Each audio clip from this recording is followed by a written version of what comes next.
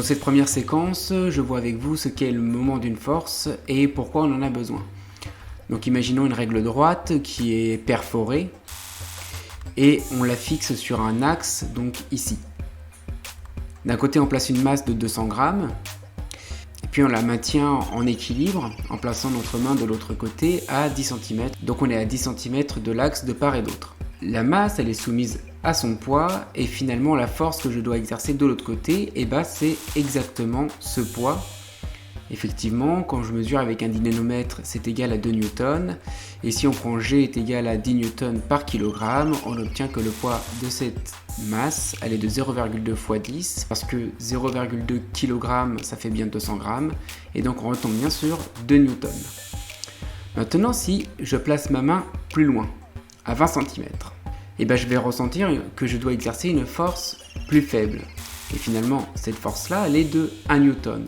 Remarque que 1 newton, du coup, c'est la moitié du poids. Alors, bien que de l'autre côté, le poids de la masse n'ait pas changé, j'ai besoin d'exercer une force qui est moins importante au bout de la règle. Donc, c'est ce qu'on appelle l'effet de bras de levier. Et ça s'explique à l'aide d'autre chose que les simples forces. On appelle ça le moment d'une force. Donc, si on prend nos données depuis le début, donc si on se place à 10 cm, on a une force F1 qu'on doit exercer qui est à 2 newtons, et puis une force F2 qu'on doit exercer qui est à 1 newton. Donc le moment d'une force, c'est quoi ? C'est D fois la force. Donc D, c'est quoi ? C'est la distance entre l'axe et la droite de direction de la force. Donc là, qui est verticale et donc perpendiculaire à la règle, que ce soit pour F1 et F2. Donc si on rentre dans les calculs, donc 10 cm c'est 0,1 m.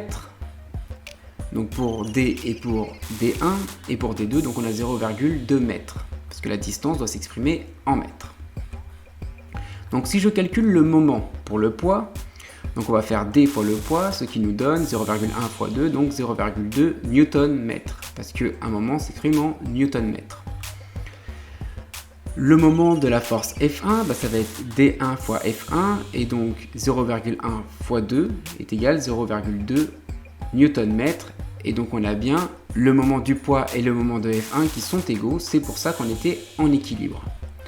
Maintenant si je calcule le moment en F2, donc je vais avoir D2 fois F2, donc 0,2 fois 1 qui est encore égal à 0,2 Nm, et là on retrouve bien une égalité entre les trois, donc ce qui permet effectivement d'avoir un équilibre entre ma masse au début et la force 2 exercée au bout de la règle.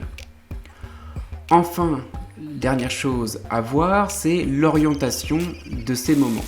Donc l'orientation de ces moments se fait dans le sens inverse d'une aiguille d'une montre, le sens anti-horaire qu'on appelle aussi le sens trigonométrique.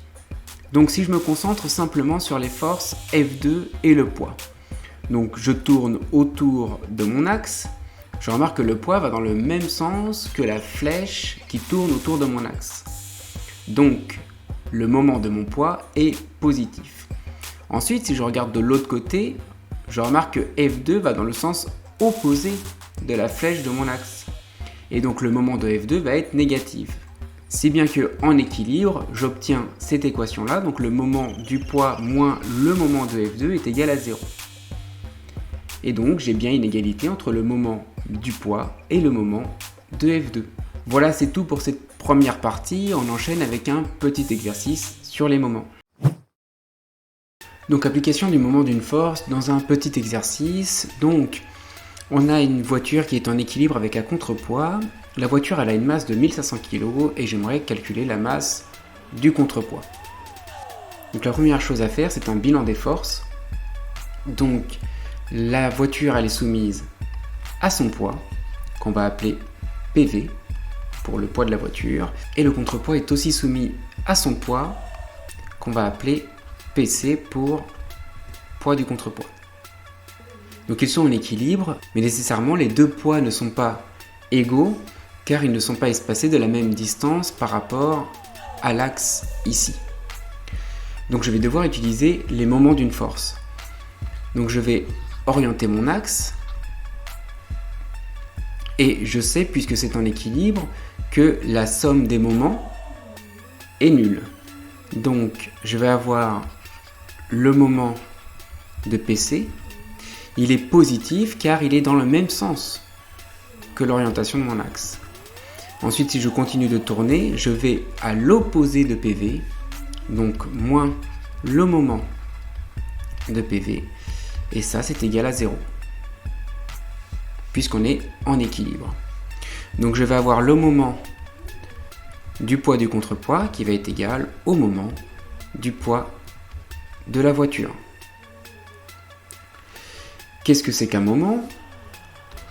Le moment d'une force, c'est la distance entre l'axe de rotation et la droite directionnelle de la force. Donc là, on nous les donne directement, ces distances, elles sont ici et là. Donc c'est cette distance fois la force. Donc on va commencer par calculer le moment du poids du contrepoids. Donc ça va être DC, je vais l'appeler, donc c'est cette distance-là, DC, fois le poids du contrepoids. Et donc le moment, ça va être égal à 4 mètres fois le poids, donc mg. Donc la masse du contrepoids que j'ignore, c'est celle que je cherche, la masse du contrepoids, donc fois g. On va dire que g c'est égal à 10 newtons par kilogramme. Finalement, j'ai mon poids qui est égal à 4 fois 10 fois mc, donc 40 mc. Que vaut le moment du poids de la voiture? Le moment du poids de la voiture, il vaut la distance entre la droite directionnelle du poids et l'axe, c'est-à-dire 1,5 m, je note dv ici, fois le poids de la voiture. Qu'est-ce que ça vaut? Ça vaut du coup dv 1,5 fois la masse de la voiture 1500 kg fois G 10.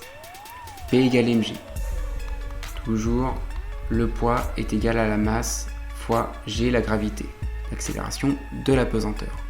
Enfin, on est dans une situation d'équilibre, donc on sait qu'on a une égalité entre les moments, et donc cette valeur est égale à celle-ci. Donc on a 40 mc qui est égal à 1,5 fois 1500 fois 10 que j'aurais pu calculer avant de l'écrire. Donc on a 40 mc qui est égal à 22 500. Et enfin, mc, il vaut 22 500 divisé par 40.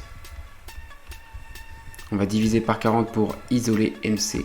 Et finalement, mc vaut 562,5 kg. Voilà pour le petit exercice sur les moments. J'espère que cette vidéo vous a aidé à comprendre comment on utilisait les moments et pourquoi on les utilisait. N'hésitez pas à venir me voir pour poser des questions. À bientôt!